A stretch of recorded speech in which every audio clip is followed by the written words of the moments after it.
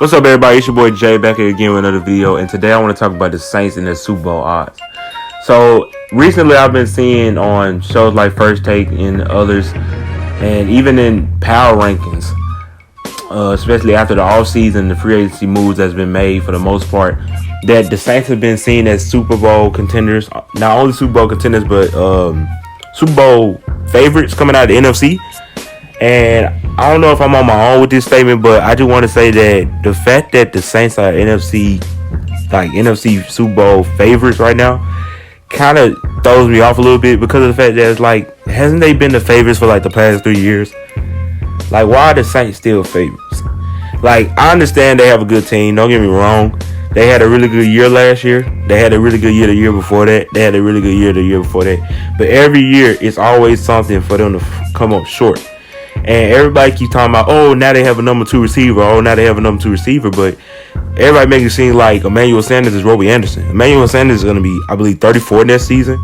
An Asian wide receiver. He is, in my opinion, better suited as a third receiver on the team than a highly used 2, which he's going to be with New Orleans. They do have weapons, even though they kind of lost a little bit in the run game department with the loss of Mark Ingram, which I really felt like hit them harder than I think Saints fans thought it was going to hit them. Maybe it was because Alvin Kamara just had a bad year and he wasn't fully healthy.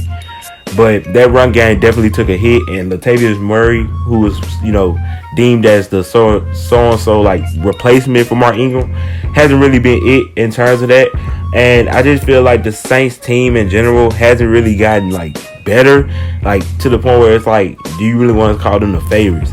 Drew Brees, the last playoffs that we seen him in play bad. I mean, he got outplayed by Kirk Cousins. No disrespect to Kirk Cousins. I don't think Kirk Cousins is the greatest quarterback in the league, but I definitely feel like Drew Brees is in that pedestal of the top 5 quarterbacks. And for him to play how he did in that last, game, it was thoughts that people thought that he should retire. And he's coming back to this team. A lot of people talk about Brady being 41, but nobody talk about Drew Brees. And I feel like the reason why nobody talks about that is because not because Drew Brees has been a better quarterback, because I truly don't believe that's the truth, but because he's had more weapons around him. Like, we're going to see that this year. Tom Brady has guys like Marquise Godwin, guys like Mike Evans around him, and he's never had them type of weapons in his late age that Drew Brees has had available to him. People may say, oh, Drew Brees ain't got weapons. The guy has a former Pro Bowl tight end. The guy has one of the best, if not the best wide receiver in football.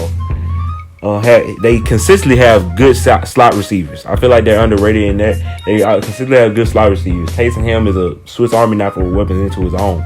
And that great play calling of Sean Payton that Drew Brees has been able to use. And he hasn't really taken that to his advantage because they should have gotten farther than they got these last 3 years. Now, don't get me wrong. Everybody's going to say, well, they were a game away from the Super Bowl and they got screwed out of it. But at the same time, when you look at it, other than that, them 2 Viking playoff games, Drew Brees didn't play that well, 1. And 2, they just didn't get the job done. Especially in the last one. On the offensive side of the ball, they were stagnant. The passing game wasn't good. I believe Drew Brees only had like 200 yards. The running game was bad. Alvin Kamara was 7 for 21. Latavius Murray had 20 yards. So they combined for 40 yards between those 2 running backs. The best running back on the team yards-wise was Taysom Hill. Like, that's the sad part. On top of that, on the defense side of the ball, the defense wasn't that good either. And I feel like that's another thing. That secondary is not that good. And I understand that they, picked up Malcolm Jenkins, but Malcolm Jenkins he's aging. And he wasn't even that good with the Philadelphia Eagles last season. That's why they let him go. They didn't let him go because they didn't have the cap space for him. You know what I'm saying? That was not the only reason. If a guy's really that good, you're going to find a way. And they just didn't feel like they needed him anymore. The guy got called out in the media, by former teammates this year for not really being as good as he used to be and not really being as good of a leader as he's supposed to be. So, them getting him isn't, it's a great name signing because it's Malcolm Jenkins, Pro Bowler, but at the same time, he's an aging Malcolm Jenkins. And I think it's the same way with Emmanuel Sanders. Emmanuel Sanders is a good wide receiver, but let's not act like he's a Pro Bowler here. That's not like he's a Pro Bowler. Will he make big catches here and there? Yes. But is he gonna completely change the offense? Is he gonna make you the Chiefs or something like that? No. I don't think they're gonna just turn around and be dominant. They didn't have a good year last year. The only player on that offense that played great was Taysom Hill, Jared Cook, and Mike Thomas. Alvin Kamara didn't play that well. Early on in the season, he had some really good games, but throughout the whole season, he really didn't play that well. He didn't play up to par. The Drew Brees didn't show up when it mattered, and he played a terrible game in the playoffs to his standards as a top 5 quarterback. They got completely outplayed and outcoached by a Vikings team who's not considered a favorite at all, in the same standing as they is. And I feel like that's kind of disrespectful to the Vikings, because if you're gonna just get the Saints that over them, like I get the Vikings lost Stephon Diggs, but still, the Saints got completely outplayed and outcoached by that team literally last year.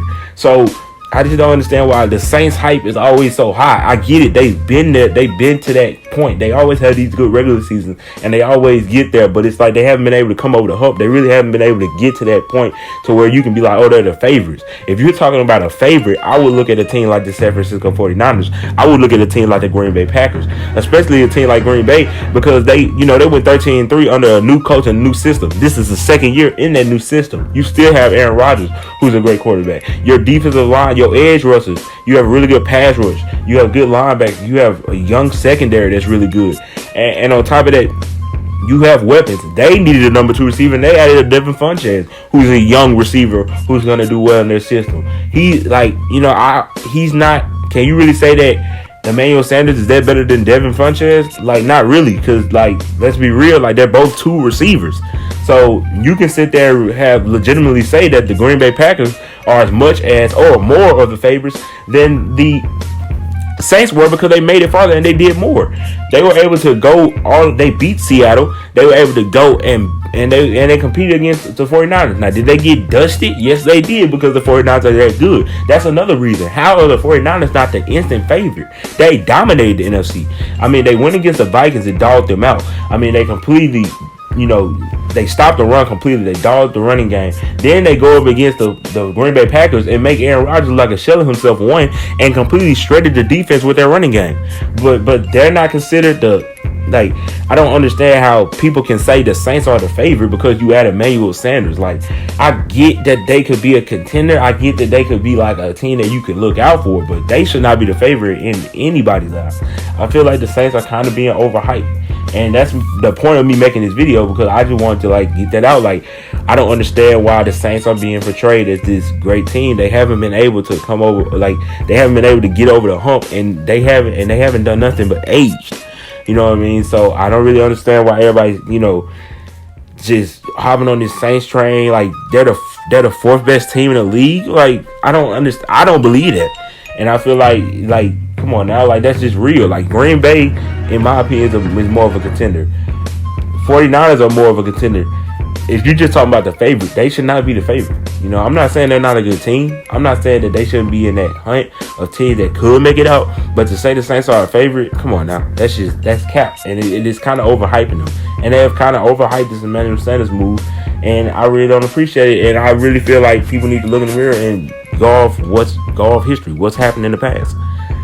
So that's how I feel about it, man. If you disagree, let me know. If you agree, let me know. That's all I gotta say. Peace.